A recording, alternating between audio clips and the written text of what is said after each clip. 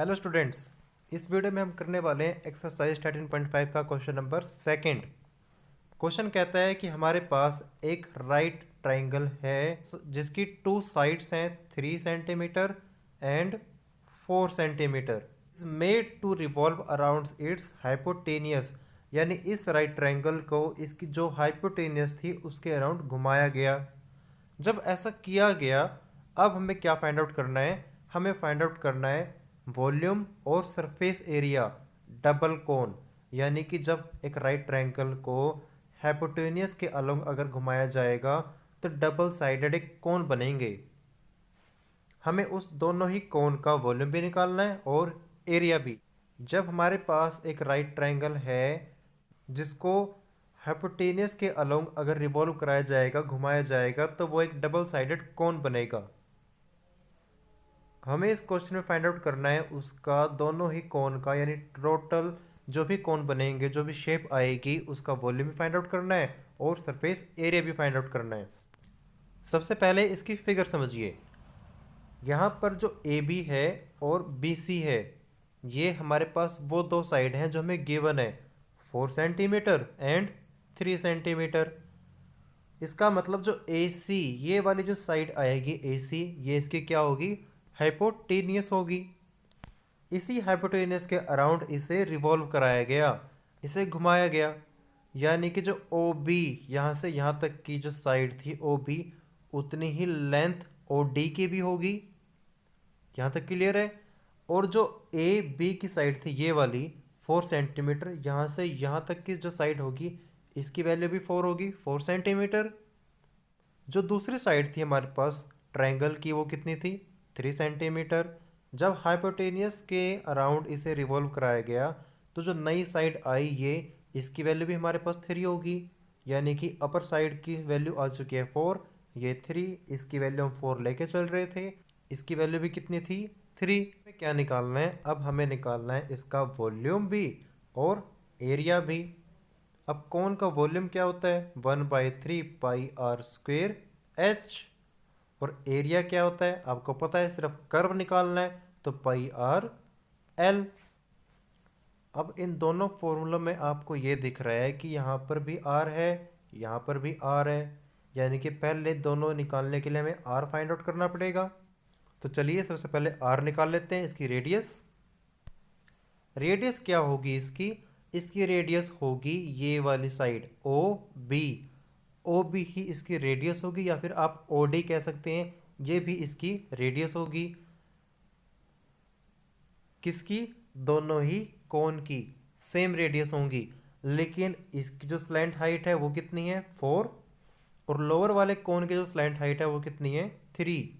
तो हमारे पास दो कोन थे जिसको हाइपोटेनियस के अराउंड रिवॉल्व कराया गया। तो जो हाइपोटेनियस आएगी पहले उसे फाइंड आउट कर लेते हैं। हमारे पास ये राइट ट्रायंगल था, इसकी एक साइड 4 थी, दूसरी 3। तो जो हाइपोटेनियस कैसे निकालोगे आप? 4 स्क्वेयर प्लस 3 स्क्वेयर, इसका टोटल अंडर रूट। 4 स्क्वेयर कितना हो गया? 16, 3 स्क्वेयर 9, टोटल अंडर रूट 25 का कितना आ गया हमारे पास? 5 सेंटीमीटर। ये आपको पता ही है, आप अच्छे से निकालना जानते हैं। तो जो ए सी आई है, ये टोटल ए सी, ये हाइपोटेनियस थी हमारी, इसकी वैल्यू तो 5 आ चुकी। अब फाइंड आउट क्या करेंगे? इसकी रेडियस, यानी ओ बी। अब देखिए इस ट्राइंगल में, ए बी सी ट्राइंगल में फॉर्मूला क्या होता है एरिया निकालने का ट्राइंगल का? 1/2 बेस इंटू हाइट। यहाँ पर एक करेक्शन करनी है आपको, 1/2 बेस तो हमारा ए बी था, लेकिन जो हाइट की बात हो रही है यहाँ ए सी लिखा हुआ है, जो कि गलत है। आपको यहाँ लिखना है बी सी, यानी ए सी की जगह आपको यहाँ बी सी करना है। आगे देखिए, इसी ट्राइंगल में एक तो ये होगी हमारे पास हाइट, दूसरी ये वाली होगी। एक हाइट हमारे पास कौन सी होगी? ये वाली, जो हमें फाइंड आउट करनी है, ओ बी। और ये बेस क्या होगा इसका? ए सी, इसी ट्राइंगल का। यानी कि इसी ट्राइंगल का फॉर्मूला एरिया निकालने का एक तो ये हो गया 1/2 इंटू बेस, यानी A B into B C हो गया हमारे पास, ये वाली साइड और ये वाली साइड। दूसरा फॉर्मूला क्या हो गया? एक ओ बी जो कि हाइट है, और AC यानी बेस है, यानी एक और फॉर्मूला आ गया हमारे पास 1/2 बेस AC इंटू हाइट यानी OB। और ये दोनों ही एक ही ट्राइंगल के फॉर्मूले हैं एरिया फाइंड आउट करने के, इसलिए दोनों की वैल्यू भी क्या होगी, सेम। यानी दोनों कैसे आएंगे, आपस इक्वल में आएंगे। टू AC इंटू OB हो गया। यहाँ से यहाँ तक क्लियर है। जो AB की वैल्यू कितनी गिवन थी हमको, 4।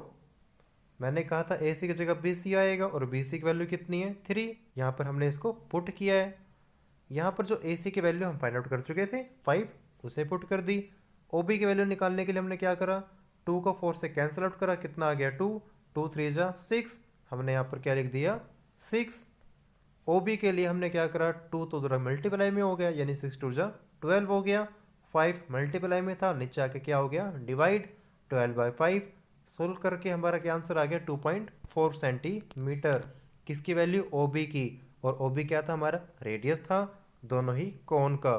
तो रेडियस तो हमारे पास आ चुका, R की वैल्यू तो आ चुकी है हमारे पास। चलिए अब इसका वॉल्यूम निकाल लेते हैं।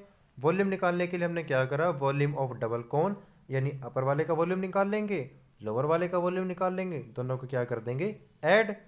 तो वॉल्यूम ऑफ कोन फर्स्ट यानी अपर वाले की बात हो रही है, वॉल्यूम ऑफ कोन सेकंड यानी लोअर वाले की बात हो रही है। फॉर्मूला क्या रहेगा, same 1/3 pi are square H1। H1 क्यों करा भाई हमने, क्योंकि जो अपर वाला कोन था उसकी हाइट अलग है, लोअर वाला जो कोन था उसकी हाइट अलग है, लेकिन रेडियस हमारे क्या रहेगी दोनों ही केस में सेम। इसलिए R तो हमने सेम रखा, लेकिन हाइट के लिए H1 और H2 यूज़ कर लिया गया यहाँ पर। दोनों ही टर्म में 1/3 पाई आर स्क्वायर तो कॉमन था, अंदर क्या रह गया H1 प्लस H2।